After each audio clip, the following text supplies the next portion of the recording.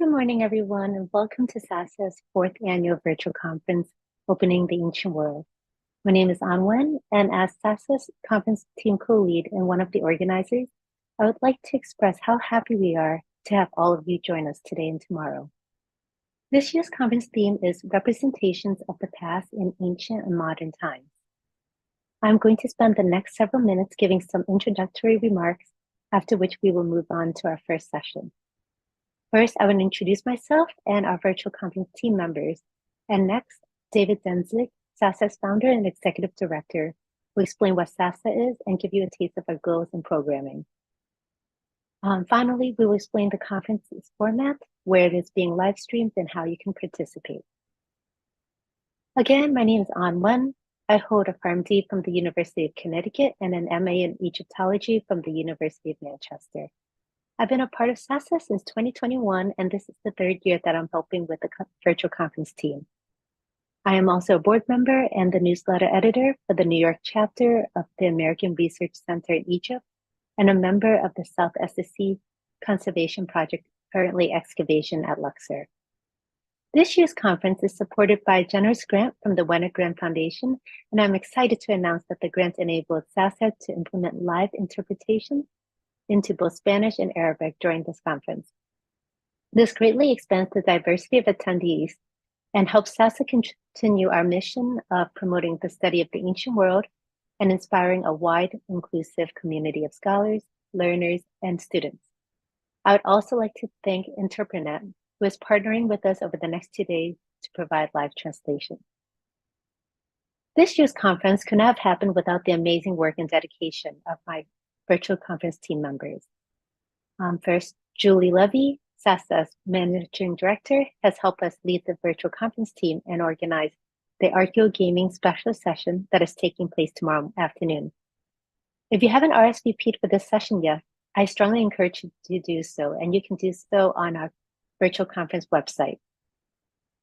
We also have Mamie Kerr, who is the team co-leader and is an art historian and visual art scholar, writer, and curator. With her background in art, she will be moderating tomorrow morning's art and aesthetics session. I would also like to thank Razan and Andy, who have been instrumental in helping us translate the conference materials in Arabic and Spanish, and for facilitating outreach with our new partners. Andy, do you want to introduce yourself? Yeah, sure.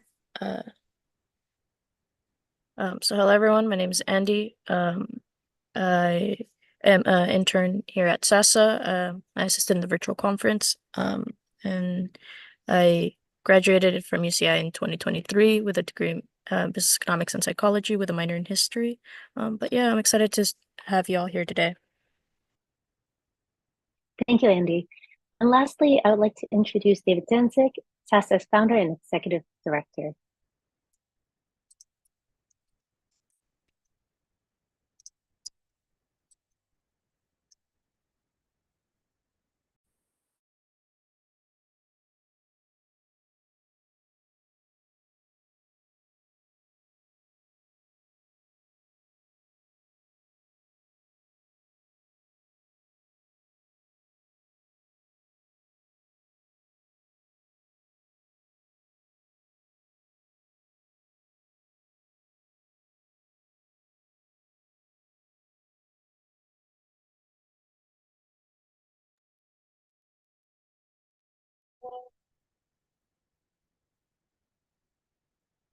Hello, everyone.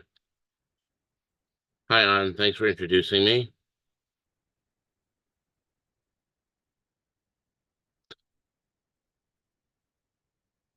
An, can you hear me on the stream? Yep, I can hear you, David. Thank you for joining us this morning. Hello? Hello, everyone. Hi, An. Thanks for introducing me.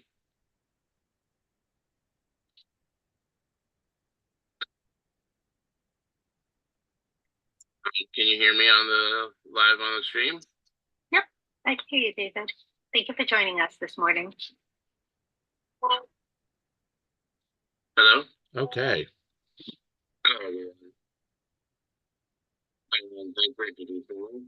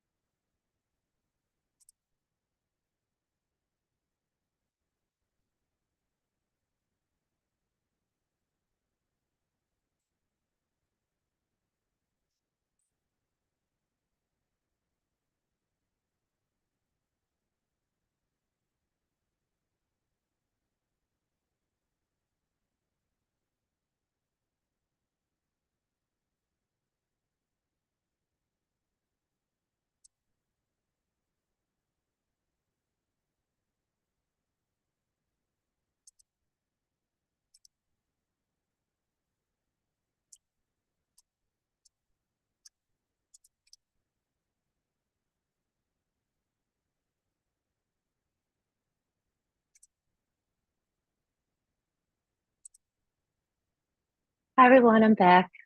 David had a couple of technical difficulties, so I'm going to take over and do part of his introduction for him while we wait. So David has started SASA over 3 years ago, and in that time, we've had the wonderful pleasure of benefiting from the time and effort of over 300 volunteers and interns. The mission of Save Ancient Studies Alliance is to promote ancient studies in order to reverse the current downward trend in the study of the ancient world. And by building a grassroots movement through outreach, collaboration, accessibility, and public scholarship, we work towards our goal of inspiring a wider, inclusive community of learners and students. SASA's projects and programs are based in 7 strategic areas, which we call the SASA arc. By working on each of these areas, we are revitalizing ancient studies as a vibrant, inclusive, accessible, and widespread area of knowledge, study, and engagement. First, we have Know What You Know, which is educational sociology and marketing research about ancient studies. Next, raising awareness and generating interest in the ancient world, highlighting the value of ancient studies as our source of knowledge for the ancient world. Third, we're supporting education by supporting formal and informal ancient studies learning at all educational levels. Fourth, we're increasing accessibility by increasing access to ancient studies for all. And we do this by providing a lot of free programs and classes to the members of the public. Fifth, by forming an alliance, we encourage ancient study fields to come together and make public outreach and to grow to our work in addition to teaching and scholarship. This one of the wonderful things about a virtual conference such as this weekend, where we have scholars from different backgrounds and areas of ancient studies come together and contribute their research to a common theme. Sixth, we're re-envisioning post-education scholarship, and by creating a wider inclusive community of ancient studies scholars and students, and we're able to integrate people of all backgrounds. And lastly, advocacy, and we help advocate on behalf of departments and institutions that are experiencing difficulties. Hi, Ann. Thanks for the assistance there. Sorry, my Zoom just crashed, everybody. This is why you have backups. Always a little choppy getting started this conference, but everything's working well now. Thank you all for being here. Over the next 2 days, Interspersed between our wonderful academic presentations, you'll learn about the many projects SASA is working on to attack the problem on each of these 7 fronts. Our Archaeogaming education program was supported this past year by the New Jersey Council for the Humanities and the initiative Humanities for the Public Good of the University of North Carolina. We have completed 6 modules which have been used in middle school programs across the United States and have just received more funding from NGHCH to work on 2 more modules. And actually, I'd like to announce that the National Endowment for the Humanities has just awarded us a grant to support our work in making archaeogaming education modules for the undergraduate level and piloting them in 3 community colleges across the country. Our free online reading groups were supported this summer by a grant for the Gladys Kriebel-Dellens Foundation and feature topics ranging from the Mesopotamians to the Vikings to the Aztecs. Participants come from around the world, and I think there's still a few reading groups running. You can go sign up for them right now. Our Ancient Studies Resources database covers websites with excellent content about ancient cultures and on all continents across the world. It has over 1,400 vetted websites and counting. Our free online events have attracted thousands of participants, and we're working on starting up some new projects, including our mentorship program for high school seniors and college freshmen and sophomores, which we aim to begin this fall. I encourage you to read our 3rd annual report on our website to learn more about the wonderful things SASA has been doing. Now, I'd like to explain a little bit about the SASA virtual conference. This 4th year, we're all happy to have you, and we think it's going to reach an even wider audience than before. The conference is intended for all ancient studies scholars and anyone interested in the ancient world. In presenting an academic conference in an open access online format, advertised as widely as we can, we have 3 goals in mind: to hold an academic conference freely available to the public, to foster discussion and action regarding public outreach and scholarly inclusiveness, to present and support excellent scholarship by independent scholars across the world in order to continue building a joint community of scholars, including both those whose occupations are inside in academia and those who are outside of academia. As An mentioned before, the topic of this year's conference is representations of the past in ancient and modern times. Let me explain what that means a little bit. While the issues of reception, representation, and the use of the past in modern times have been hot topics in recent decades, there's a whole burgeoning field called reception studies. This has been mainly the case in connection with Western colonialism and contemporary mass media representations of the past. This narrow focus, thinking about representations of pasts, misses the universality of the cultural exercise of representing the past and connecting with it. This conference employs the framework of interdisciplinary ancient studies, the study of the deep past of all societies, exploring the reception and representation of the past in present and ancient societies, removing the privileging of our contemporary temporal position by intertwining current and past explorations of the past, of any past, either the past from now or the past from a certain time in the past, treats the issue as a human cultural construction in all societies. So over the next 2 days, in addition to our 3 wonderful keynote speakers, we're excited to have 20 presenters who will give academic presentations about representations of the past in ancient and modern times. Our presenters come from numerous spheres of life. They are independent researchers, PhD students and candidates, university and community college lecturers, high school teachers, archaeologists, and art historians. Before we start the conference, I'd like to go over the schedule a little bit so everybody will know what to expect going on. An, would you mind sharing the schedule if you could on your screen? So the way the conference works is that there are 3 types of sessions. There are presenter sessions, keynote sessions, and special sessions. The presenter sessions are the bread and butter. They are our presenters talking about their scholarship. Each session is 30 minutes long. About 20 minutes is scheduled for the presentation and 10 minutes for Q&A.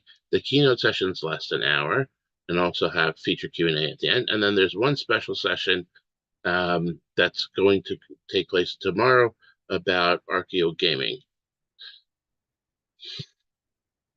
For each of these sessions, we ask everyone who is viewing to actively participate in the session. And the way you can do that is by submitting your questions and comments in the chat box wherever you're watching the conference, and then they will be posed to the presenters at the moderator's discretion.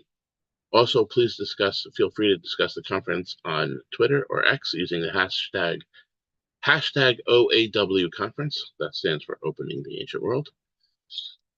And let me explain the format of how we present this to you. The conference is live streaming to you through a number of different channels. You can be watching this on SASA's webpage, saveancientstudies.org/virtual-conference, but it also is streaming on SASA's social media, Facebook, YouTube, Twitch, and our Twitter, and also on our wonderful partner social media pages, Digital Hammurabi's YouTube, World History Encyclopedia, Voices of Ancient Egypt, World of Antiquity, Perhe Studios, New Classicists, History with Kayleigh, and Historia en 5 Minutos. We thank our live streaming partners and applaud their role in bringing quality ancient studies content to their viewerships. So, welcome to the conference. We're so happy to have you all here today. Please pop in and out of the conference all day, today and tomorrow, and join us wherever you are watching. I'd like to send things back to our moderator, An, and we'll get started with our first little presentation.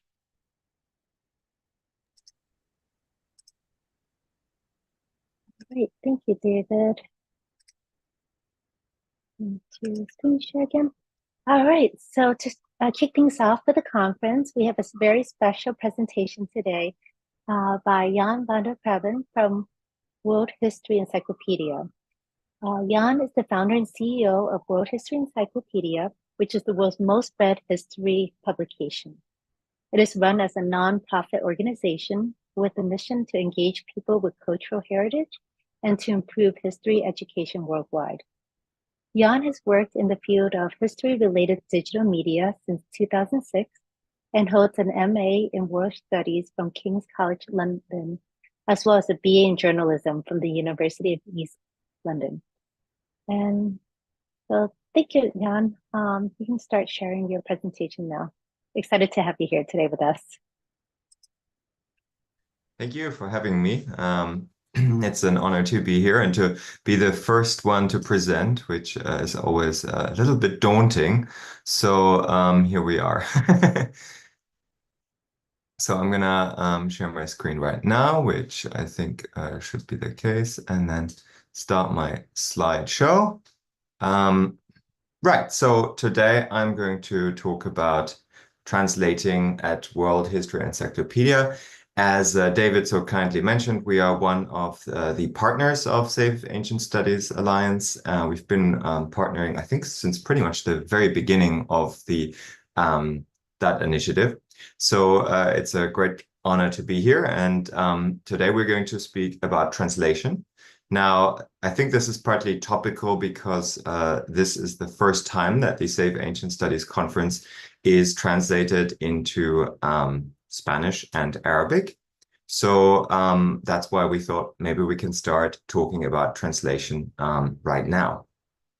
I'm going to keep this rather short because I know everybody's really keen to get the history topics covered, the latest things from Save Ancient Studies. So I don't want to take up too much time, but I'm structuring this quite simply into 3 sections. The first one is an introduction to World History Encyclopedia, so who we are and what we do. I am going to keep that as short as I can because I think some of you may have already seen something like that in previous years of this conference where I have presented. Then I'm going to talk about World History Encyclopedia's translation strategy. And finally, I'm going to talk about how we have embedded the translation strategy into our editorial review process by using technology. So I'm going to just start out a little bit about us. So World History Encyclopedia, as already mentioned so kindly by Anne, we are the most read history publication on the internet, and probably there is. We are run as a non-profit organization that launched in 2009. So this year, next month, actually, we are going to celebrate our 15th anniversary, which we're very excited about. Our mission is to engage people with cultural heritage and to improve history education worldwide.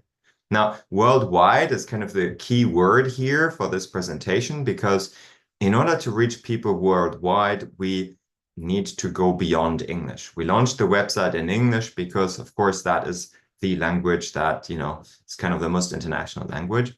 But particularly in education, in school education, if we want to reach people all over the world, we definitely need more than just English, because students in particular are not necessarily at the level of English language speaking that they would want to look up history information for their studies in English, but rather in their own language.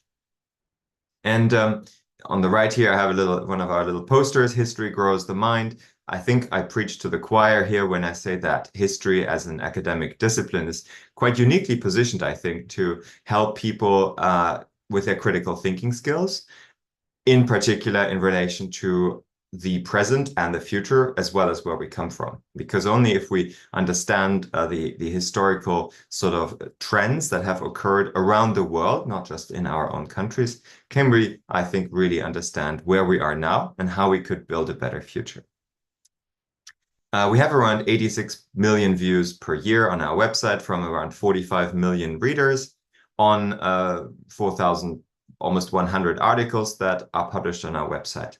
And we've partnered with organizations such as Save Ancient Studies, as well as UNESCO and others. We are recommended by Oxford University and the School Library Journal and many other publications and universities and schools as well. And it is particularly in the school system that we are used a lot as an encyclopedia, as a resource for students to learn more.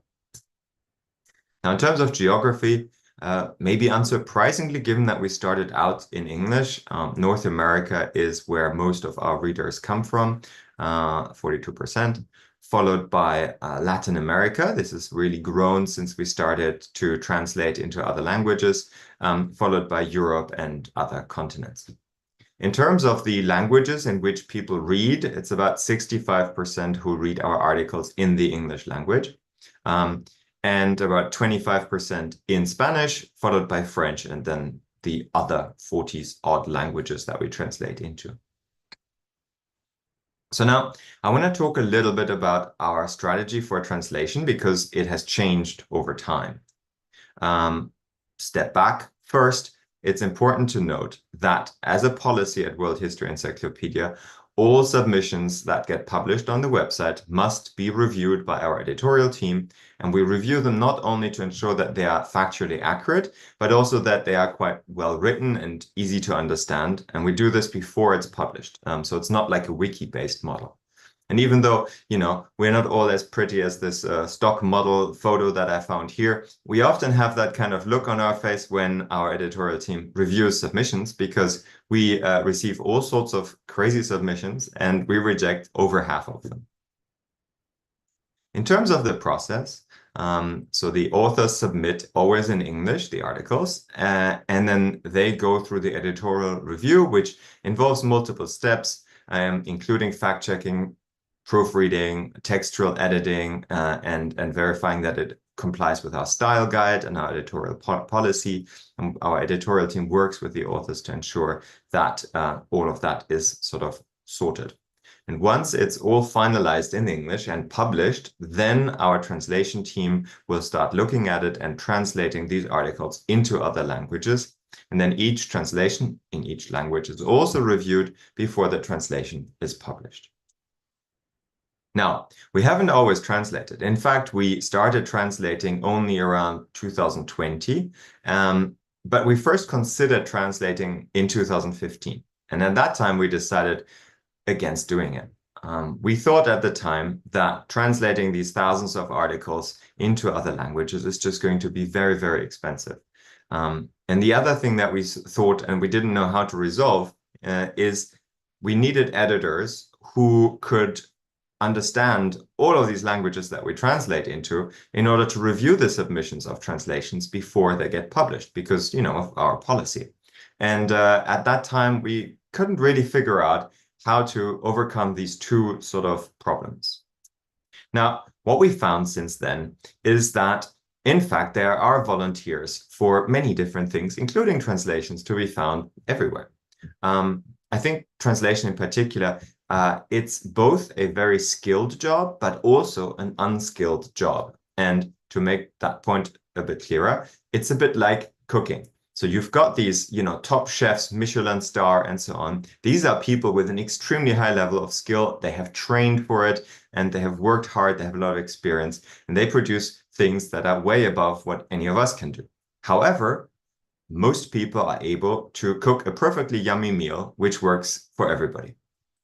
And translation is a little bit like that as well. As long as somebody can speak two languages fluently, they can translate between these two languages at a sort of good enough level. Not at the Michelin star level, of course. That's where the professional translators come in.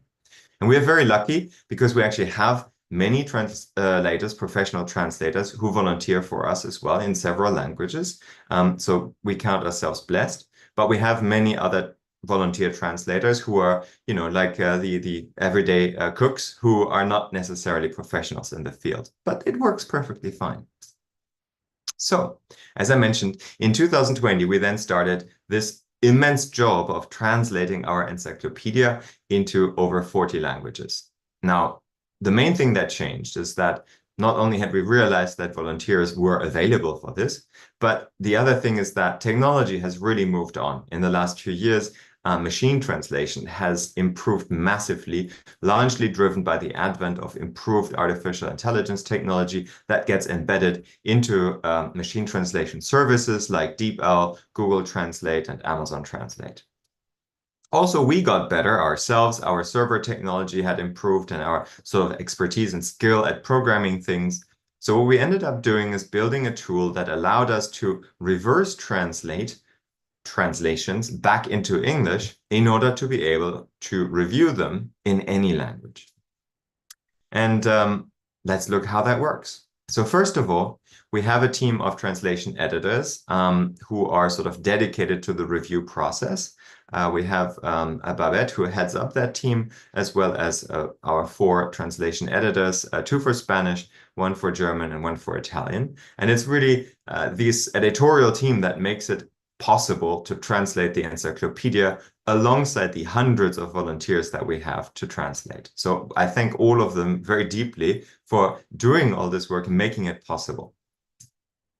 Now, when a translation is submitted to our website, it first gets sort of reserved by the translator so that we don't have a second translator who wants to translate the same article. That was something we ran into trouble with in the very beginning of the process. So we have this reservation process, and then once they have written the translation, it gets submitted to our editorial team, and it rests in this queue of translations, of which, you know, there's a screenshot of what the queue looked like at the time when I made the presentation. And then once the translators have the editors have reviewed the translation and it's all good, then they will publish it and it will be visible on our website. And in order to do this review, we have this reverse translation tool that I mentioned. And this is a screenshot of one of our translations here. So you can see on the left-hand column, we have the original English article broken down paragraph by paragraph. Yeah, so it splits each paragraph apart. And then on the right-hand side, we have the translation of that article, in this case into Spanish, again, broken down paragraph by paragraph. And in the middle, what we have is the reverse translation from Spanish back to English.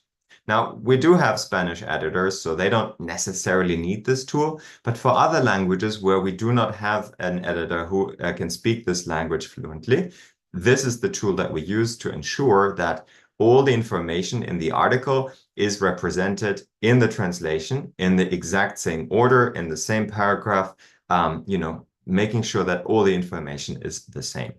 And, you know, with machine translation, it gets hard to tell sometimes if the prose of the translation is particularly nice to read or not. So that is a compromise we have to make with the languages that we cannot cover with our editorial team. But it's usually good enough to tell if it's decent. And it's more important to us to ensure that the translations are there and we can reach people and provide free information to them in all of these languages than to limit ourselves by the size of our editorial team, which is quite small. And as a result, now we have translated around 8,600, well, 53 translations at the time of making this presentation into 41 languages.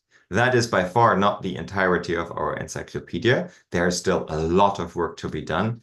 But as you've seen, we reach now only 65% of our readers are in English, which considering that 4 years ago, 100% of our readers read in English is quite the change. And we actually expect that within the next few years, we will probably have more people reading our encyclopedia in languages other than English. Because the trend is clearly pointing in that direction. And it fills us with joy because it means more and more and more people around the world can learn about history free of charge, regardless where they are or what their economic situation might be. And that is the end of this little presentation. If there are any questions, I'm here. And yeah, thank you for having me. It's a pleasure to present. Thank you for that wonderful presentation, Jan. I definitely learned a lot, and I can't believe that you guys are translating 41 languages. Oh, that's just incredible to me. I do have a question. Sure. Are you planning to expand to any other languages in the near future, or will it determine on the volunteers that are able to help? It's basically determined by the volunteers. I mean, with 41 languages, we've covered all of the big ones and then many more.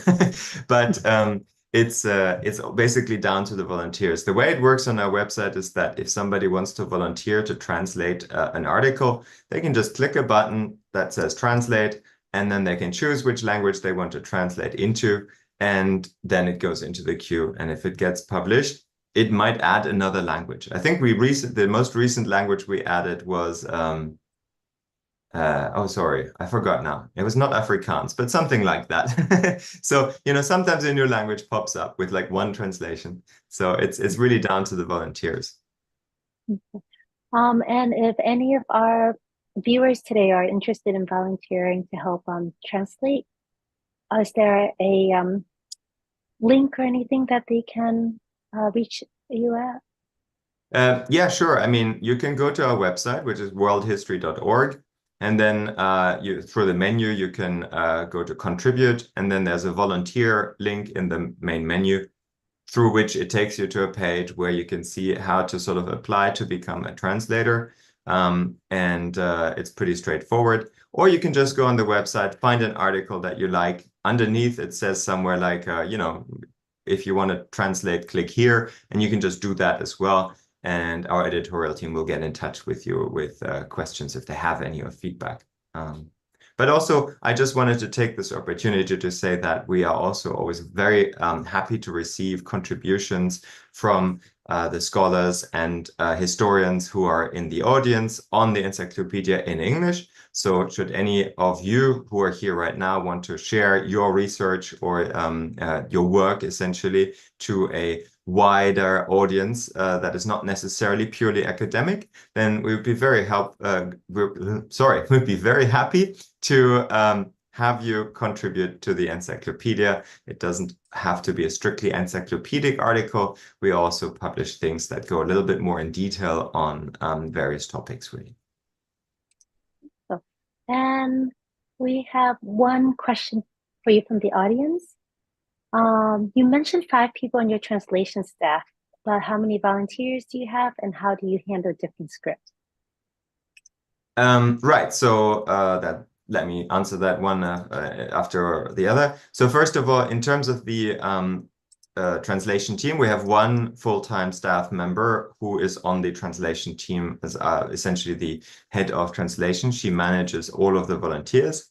The other 4 editors are volunteers who invest a significant amount of time into reviewing the translations. And then we have literally several hundred volunteers who translate articles into their languages on a less regular basis. Let's say they translate whenever I have the time. There's no sort of fixed time commitment there. And that's how that's done. Now, in terms of the scripts or alphabets, we basically can support almost anything. Our website is built in Unicode, so it supports, well, most of the scripts of the world, I would say. And it also is right to left compatible. So that was a bit of work we had to do when we received the first Arabic translation. And we made it so that basically our entire website, if the article is in Arabic, for example, the entire website goes right to left. So it's flipped, basically.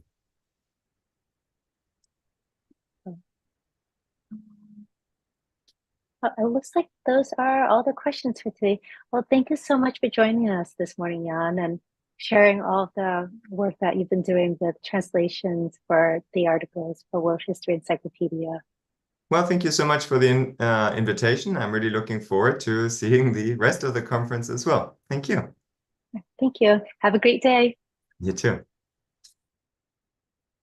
Okay. All right. And now we're gonna, let me just share my screen. All right, and now we're gonna move on to our first keynote talk of the conference by Dr. Laura Castro-Rojo. Dr. Rojo is an art historian who holds a PhD in mythology, literature, and arts of the Persianate from the University of St. Andrews, Scotland. Dr. Rojo specializes in mythology, literature, and arts of the Persianate. Currently, she is working as a narrative designer and game developer. In addition to our academic and professional pursuits, Dr. Rojo directs a divulgación project called Las Plumas de Semo, where she shares insight about the history, art, and mythology of Iran and Mesopotamia. She is also a member of the research group Historia y Videojuegos 2.0. Unfortunately, Dr. Rojo was unable to join us in person today due to unforeseen circumstances. However, she was committed to ensuring that we didn't miss out on her insights and has pre-recorded her talk for us, which we will be playing for you this morning. And the title of Dr. Rojo's presentation is Under the Shadow of the Huma, Representations of the Achaemenid Culture in Modern Media. Hi, apologies for the technical difficulties we had earlier. This is David Danzig. I'm going to now start Dr. Rojo's keynote talk. We apologize that we had to first dub it over into English in order to allow our live interpreters then to interpret into Spanish and Arabic. So let me get started right now. Hello, everyone. Salam, everyone. How are you doing? I'm Dr. Laura Casarroyo. Let me screen share.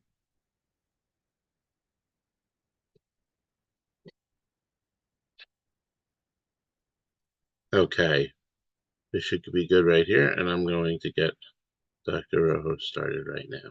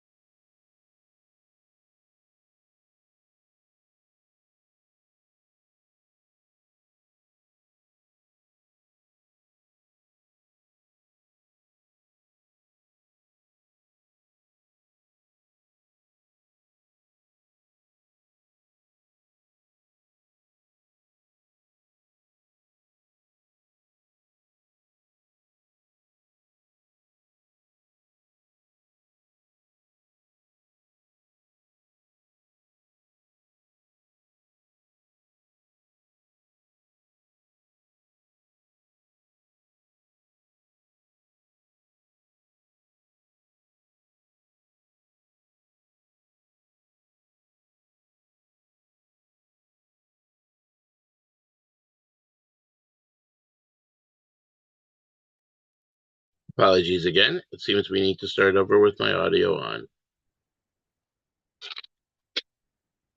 And here's Dr. Royo.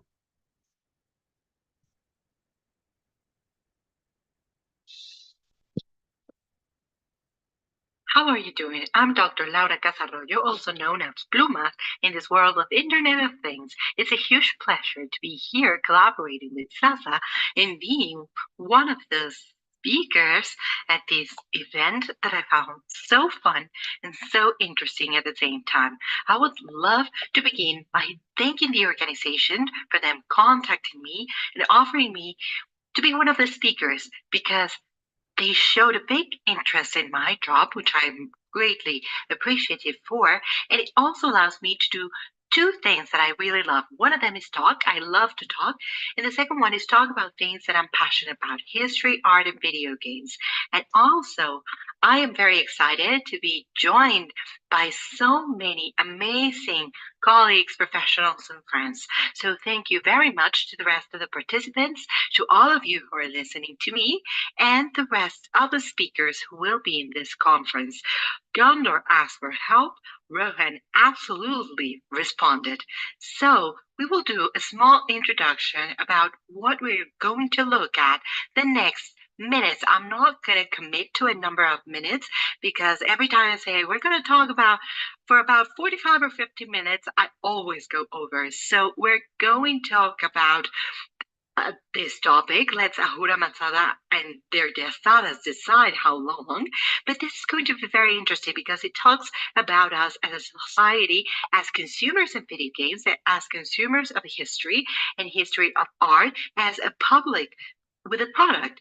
As first representation that I have here surrounding me, we're going to be speaking about how the ecumenic culture was portrayed in modern media. Not only are we going to speak about video games, why only stop at video games when there are so many things? We're going to be discussing comics, films, video games, of course. And we are going to discuss not only ecumenics as such, but also the ecumenic dynasty. This discourse won't be so much focused to historical precision or accuracy with which these products were developed. Why stick to a truthful or real discourse? We're going to be speaking about what does a product need to have to be considered ecumenic, the modern aesthetic to refer to an ecumenic culture, and how many intrinsic messages are there, good or bad, or portrayed with this awful thing called Orientalism.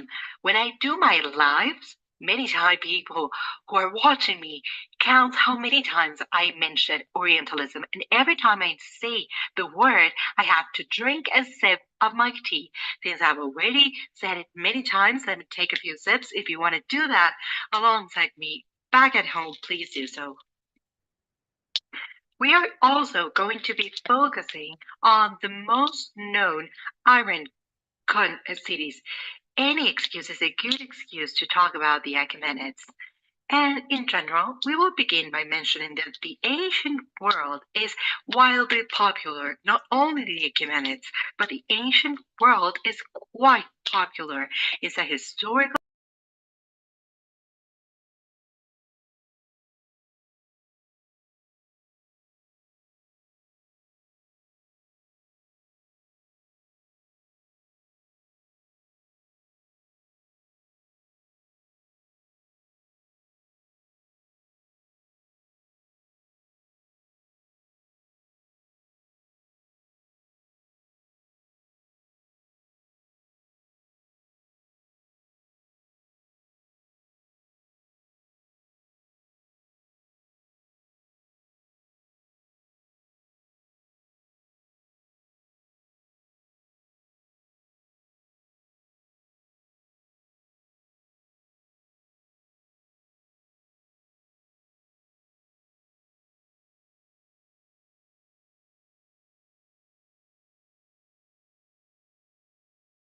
talk into chapters. The first chapter, who are the Achaemenids? Who are the Achaemenids? Because perhaps many of you don't know them. Achaemenids were a dynasty that ruled what we know as Bozorg, the big Iran community or region, the plains of Iran. And we're going to say that this is in the 6th century of the Common Era. We're not here to delve into controversy, but this is known as the founder of the Ecumenic dynasty, Tero II the Great. It's quite discussed whether this is very much Ecumenids or very little Ecumenids, but we have no doubt with Darayapush first Dario first, who is the founder of the dynasty. This family, this dynasty, was established in the region of current Iran, and they were expanding, reducing. This was a mobile or dynamic empire until something happens in the 4th century before the Common Era. And this is someone that I'm not really fond of, but I'm always mentioning, Alexander the Great, Iskandar, as he is known in Persian. Up to the year 330 AC, we have the Achaemenids ruling until Alexander the Great arrives there, and he's now willing or wanting to be the king of kings, and ends with the Achaemenic dynasty. In spite of being one of the most influential dynasty in the ancient world, it is true that compared to others, it is not as well known. There's still a lot to study and still a lot to learn of the archaeological excavations, the historical and artistic remains that we still preserve, and perhaps some of the people that you know from this dynasty is Khrushchev-Dork, Cyril I the Great, Darayapush first, Dario for the first, Xerxes, very well known, Xerxes the First, Artaxerxes, names like this one, Cambyses, Bardius, and you're already set into this very good historical drama. It could ring a bell. Certain names could ring a bell for you. But as you say, this is not a masterclass about the Achaemenids. This is not about this.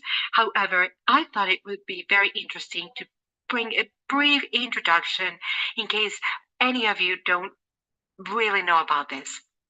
If this is the first time in history that you're listening about this, it's okay. You know how many people have existed throughout this millennia that we don't know that they have existed? It's okay. We're all here to learn. There's nothing to worry about or to be embarrassed about. One of the most influential dynasties in the ancient world that you were like, I don't know about them. It's okay. They're very interesting. You know what? I'm going to be scooping this way, and let me just remain here in the corner throughout our conference so that you can see my slides better, because I'm an art historian, so I have pictures. How many? Yes, many of them, and many pictures. My slides have very little text because I love you watching the images and seeing them. So let's focus on what's the absolute earliest source, master in the universe, so to speak, of the Achaemenid aesthetic. Where do we understand the Achaemenid aesthetic? Where did we take it from? Where could we start extracting and building a visual language that, which later, recreating modern products, could convey Achaemenid culture? That we could say that is without a doubt Persepolis. Persepolis is known in Persian as Taht-e-Hamshid, or the Hamshid throne. You're going to notice that Achaemenids were very practical. So these, alongside China, were the inventors of bureaucracy. And listen, Tang, they quite didn't like it. So why do I mention this? Because the dynasty of the Parsa is also called the Parsan province, and this city was called Parsa at its time. We could look at this as a lack of originality, or on a practical sense. I think that's more what happened, a practical sense. Leave it up to you. So what was exactly Persepolis? Persepolis was, well, was the ceremonial capital of the Achaemenid Empire and dynasty. It's located in the modern province of Fars in the southeastern region of Iran. I took this picture because it's lovely. I love it. And let's set a map. This is a few pictures of Iran currently, and a big map with a lovely arrow pointing where Persepolis is, so that you can locate the region a bit. It was founded around halfway through the 6th century before the Commune era, approximately 530-550 AC. Dates are not very exact, but Persepolis was not only a capital, you see, in the sense of a city or a palace. Why didn't I realize that I was covering the map? I didn't realize that. I'm sorry, I'm doing too many things over here. So Persepolis was not only a capital city, or was just one city or one palace. It was a whole set of palace territory. It was a huge territory. Compared to others, it was small, but it was completely independent. We have palaces, treasury departments, throne rooms, party rooms, kitchens, administration, management, offices. You found everything here in the city. And it was so important because capitals in the Achaemenid Empire, there were plenty. Pasargada over here, a bit up there, we can see Ecbatana as well, and Susa, a bit near, you can see it right there next to the V, the 8th, which were the provinces of the Achaemenid Empire, but the capital was Persepolis. However, the Achaemenid Empire had plenty of capitals. They were switching. However, Persepolis was always the ceremonial and spiritual capital. We might say the one that contained the imperial message, the best, better than any other city. Emperor of the city, Darius I, Darius first, who had a very clear message. Together we are stronger. And actually it was that unity through the diversity, which is represented all throughout their art. You can see a few images here. I'm going to disappear for a bit. I'm already invisible so that you can see the pictures. The most important thing for Persepolis is that the place we could extract the most content, visual content, is there. We can use this visual content to recreate something that we might consider Achaemenid. What do I mean by this? Persepolis was going to be the reference in capital letters of all of the products that we will see. Is that the only one? No, we have other archaeological sites that I've mentioned. The problem is that they're not as preserved or as well preserved and have been shattered as, for example, the palace complexes of Susa, Vatana city, and also think about objects that are found in museums. But we might say that Persepolis is the main focus of a visual reference that creators would look for, the ones that they were trying to develop something, reminding us of an Achaemenid reminiscence. If you are interested in this, you can ask, but how true is this? How true is this in the recreations? We have something similar where, fortunately for all of us, now we do have that.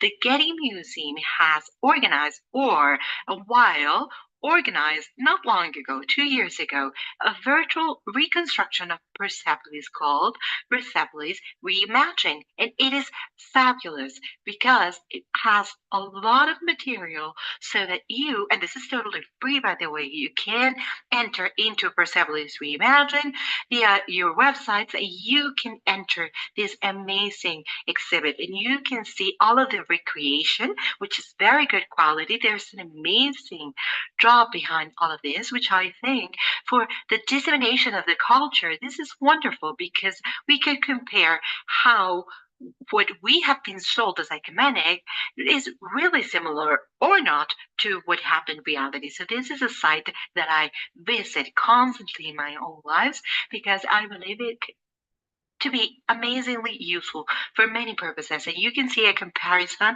of the original pictures. This is the gate.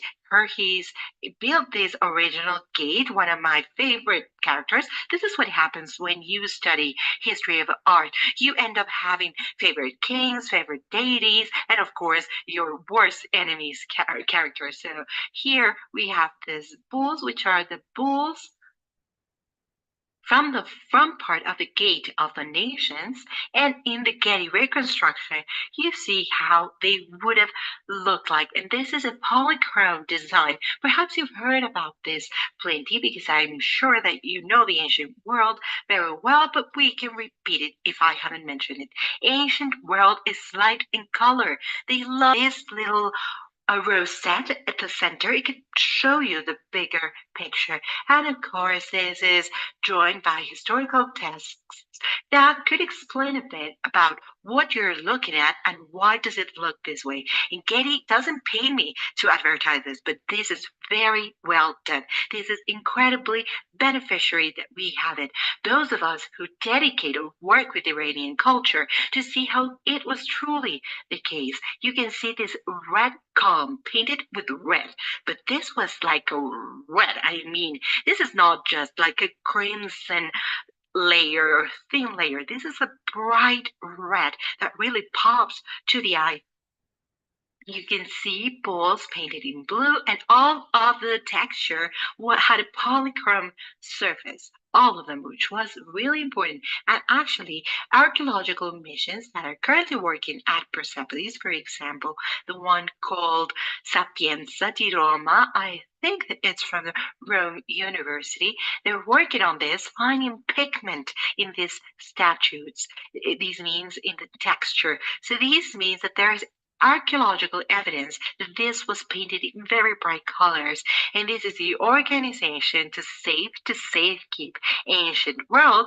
Let's safekeep an ancient world filled with color, because this sand and beige like ancient world is not really favorable. And plus, if we're dealing with things like Orientalism and other currents, then we're in a pickle. So let's begin with the first product of representations of ecumenic aesthetic, and let's do this with an Iranian comic.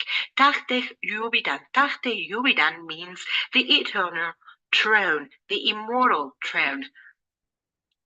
And this story is focused in this kind gentleman you can see in the cover of the comic. That is no other than Alexander the Great, that scandal. And after conquering Persepolis, well, let me give you maybe other kinds of facts, because I'm getting excited. I look at him and I'm nervous. I cannot avoid it. But let me tell you, Tati Yubidan is a comic of the Iranian study, Yurak study, which was published in 2020, and tells the story of Iskandar, Alexander the Great, after the destruction of Persepolis, because the state was brought to dust or reduced to dust, and it was his obsession to find the source of eternal youth, the source of eternal life. And this was something very interesting, because it makes two narrative lines.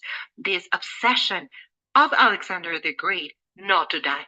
I am sorry, I don't control Iskandar's figure outside of the Iranian context, but in the literary context was like the RPG players, the main quest. The main quest is his mission. Iskandar has a lot of books written about him, and he spends his life searching for the source of eternal youth and how not to die. The comic, and it sounds a bit stupid, this issue or this idea, how not to die, but that's what he does. And actually, comic is very interesting because it greatly supports its narrative in the oniric dimension, the world of dreams, the nightmares that Iskander has after having ravished Persepolis. And it does an exploration about how his tortured mind may be able to find a solution, supposedly the source of eternal youth. And what really catches our attention is this mixture narrative supports its basis in the world of dreams, in this obsession and blame of Alexander the Great for having destroyed Persepolis. And what really gets just our attention, for example, is the election of aesthetic. You can clearly see that there has been an observation and a direct copy of the real structure at Persepolis. Here, for example, you can see that right next to it, we have different ministers. I'm sorry, not ministers, ambassadors that are here presenting offerings to the King of Kings. I'm disappearing once again. Here you can see how they take all of the depictions, and we can see a King of Kings in the throne in between two columns with this famous bulls not only from Persepolis, but the one you have in the real photography, that is at the Louvre. That is not Persepolis. However, it's from Susa. But so that you can see something that's pretty well related to the Achaemenid world, the bulls. If we go back for a bit, just a bit, not way back, here, we can see how the comic's cover is already providing so many details about the narrative line. And of course, none of this is innocent. All of these products want to send a message. Persepolis is completely destroyed, and the element of ruin is very important. The role of ruin, always surrounded Iskander, is fundamental. That's the main focus of the narrative. Ruin, this ruinous state of the city, can be due to two reasons: that they're literally copying. Here you can see that with this door. It happens. It's like that. Even the parts that are missing in the upper right corner, for example, there's a small piece that's missing from there. And in the cover of the comic, you can see the exact same detail. Is the same fragment that's missing. So this was Alexander in a natural state, a natural observation, and a very clear message, which is Alexander was savage. Alexander was, well, in the Iranian literary world, there are only two approaches to what Iskander did. One of these approaches was that he was a hero, the same size or level than other heroes which appear in the epic literature. For example, Feridun, the King of Kings in the Book of Kings, Garshob, he's an hero as well of the Zoroastrianism tradition. They're people who place Alexander at the same level, relevant, and other people who don't. There are people who think that Alexander could have just stayed home, just keeping a package of matches before releasing it in Persepolis. But the destruction of Persepolis was not only a destruction, it was a fire. This is a stone that burns really easily. And this kind of stone still have several marks of this fire. And if you anytime have the chance to visit Persepolis, you can see the limestone that really makes up the context and the territory. You can see these white lines that stretch all throughout the limestone there. And this is quite evident, or it's a very strong archaeological evidence of what happened there. And as you can see, this comic references to Persepolis are based on archaeological studies and sites. And with this, what I mean is that by being Iranian artists, that they have more access to archaeological remains at Persepolis, because all of these pictures I've taken it from the internet, and there's very good quality pictures from it. And I think archaeologists wanted to emphasize the archaeological ruins of Takht Mashid, and it is possible to an easier visual connection with the audience. Horak Studios know that the people who will be reading the comic are Iranian, and it is more simple to connect with images that they've already set in their cultural, imaginary, or unconscious, such as the bulls over there, or, for example, the representatives of different embassies bringing offerings to the king. As I said, this could be considered historicist content more than historical content, because it is a fiction story showing us the dreams of Iskander. But I think that it was very interesting to go to the original source and copy it. And I'm saying copying it not as something negative. That's not negative. Copying an archaeological site that you want to portray as accurately as possible, because it contributes to the narrative that you're using, presenting a completely devastated Persepolis under the hands of someone who has a doubtful reputation, so to speak, in the Iranian world. We won't be giving out notes. This is not a casting. This is not a contest. I do not wish to mention that something was good, was bad, but it's true that there's a message. How can I explain this without listening too strombotic? All of the narrative has a message behind it. There is no innocent narrative. What this comic wants to do is to condemn the figure of Eskandar. It's not good or bad. It wants to set a particular idea for the audience so that the audience looks at him from their perspective. What do I mention this? Because narrative is not innocent and all products respond to a message. We have talked about that Yavidan, and we are going to be talking about the products that I love talking about. Not necessarily because this is something good, but ladies, gentlemen, and other creatures of the night with you, Assassin's Creed Odyssey. I want to disclaim something. I'm not going to be discussing game mechanics, not talking about anything other than aesthetic and narrative, because I'm a personal big fan of the Assassin's Creed saga, although from the previous versions, I am the greater fan of the first version that's based in Delamotte's novel, and the original I love. However, unfortunately, Assassin's Creed Odyssey has a very big problem. That is that Assassin's Creed Odyssey is very Orientalist. So much. Oh, so much. It has a representation of the Ecumenics, which aesthetically we could say there was research done. There was a lot of research. For example, we have the images of the capitals right there, which are really well revealed using different archaeological references which are real, and we have none other than the immortals of the palace of Susa. These are the immortals. Don't worry, we'll be discussing other immortals, because yeah, how can we not mention these other immortals? I was so excited to do this presentation.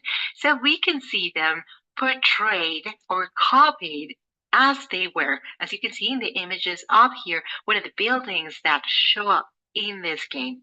And let's see, we're not going to be exactly discussing Assassin's Creed Odyssey. However, we're going to be discussing their DLC, their downloadable content, which is more than questionable in their representation of the Achaemenid dynasty, at least the way that the Achaemenids are portrayed in the narrative. I'm going to show you another image I really love because I'm in the middle. Disappear, Plumas. As you can see, these are two representations of the special Shurhis guard. The one you can see are Lamasus and also a Go Righton and quote-unquote sphinxes of Persepolis, so that you can see that there's a lot of aesthetical elements that have been kept in purpose. The curve of the wings, not only in the sets that they are carrying on their heads.